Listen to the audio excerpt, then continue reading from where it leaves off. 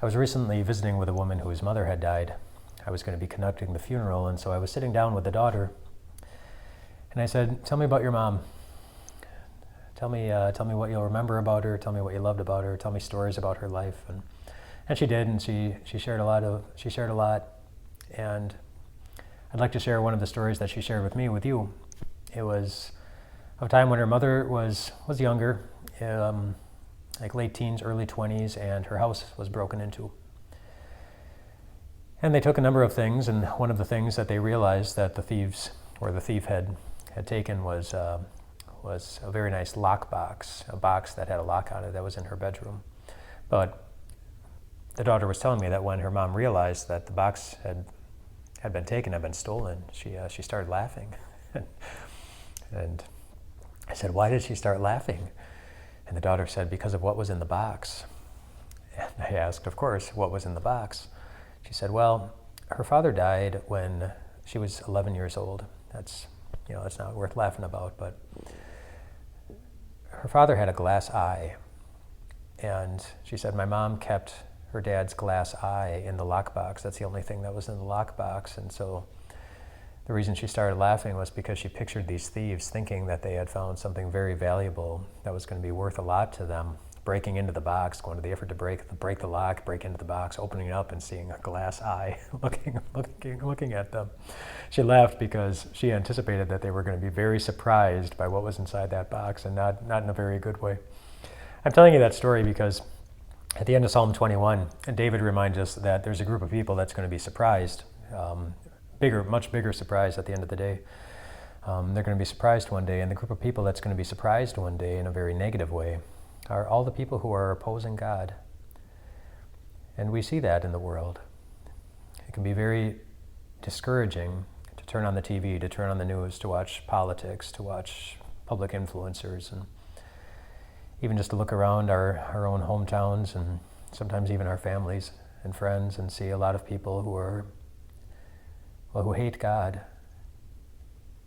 and are speaking so strongly against God and godly things, and that can discourage us. But David reminds us that one day those who continue to oppose God, they're going to be surprised by how much God was paying attention to them the whole time, and how much God cares about justice, right and wrong, sin and obedience, and they'll be surprised in some ways that won't be very pleasant for them. He says that one day God's hand is going to lay hold of all of his enemies. He will seize all of them. God will make them like a fiery furnace. The Lord will swallow them up. His fire will consume them. He will destroy their descendants from the earth. They won't be able to plot evil against anyone anymore. They will not succeed. They won't succeed. Just keep that in mind when you see something that discourages you, when you start to worry about the state of the world and what various leaders are doing or saying or not doing or not saying. We get to look at those things from the perspective of, well, that's a little bit bigger and a little bit longer than the one that we typically have with our own eyes. We get to look from the perspective that God has from eternity, that they're not going to get the best of God. They're not going to get the best of God's children. We can settle down a little bit and rest easy at night knowing that God sees it too, and he cares. And he cares about you. And in the end, everybody will see that.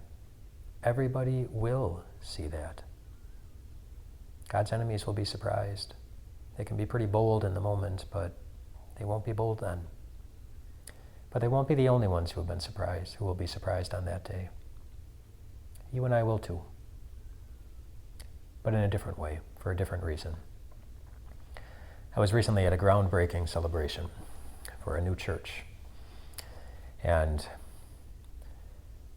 it was raining, so we weren't able to be outside to actually break the ground, so we crammed everybody, about 70 people, into this tiny little house, and everybody was soaking wet. Not everybody, but most people were soaking wet because the rain was it was coming down so hard, so heavy, that even coming from your vehicle into the building, you were just going to get drenched. But everybody was excited to be there. They were excited for the moment, excited for the project, what was going on, and we had a little service, a little ceremony, and one of the things that we did was sing a song together, and we were planning to sing the song Amazing Grace. And so I was up front. I was helping out with the music along with my son, and he started playing he started playing, and then it was time for everybody to sing, and being up in front in the group of 70 people all crammed into there, very excited about what was going on. The sound of everybody letting loose on this very familiar and well-loved hymn was like bone shaking to me in a very, very good way. I can still feel it as I'm talking about it right now. It was incredible. It was so much more than I was expecting. And it was wonderful. David alludes to a moment like that. That's coming in your future too. Something that'll surprise you in a wonderful, bone-shaking, soul-strengthening kind of way. In the very last verse of Psalm 21, he says, "Be exalted, O Lord, in your strength. We will sing and praise your might." And I imagine that's going to be quite the experience. The Bible talks about us singing around the throne of the Lamb. In our first moment in the new heavens and the new earth, where we all let loose in a song that we all know and our hearts have really all known from the beginning. Well, I think we'll be surprised.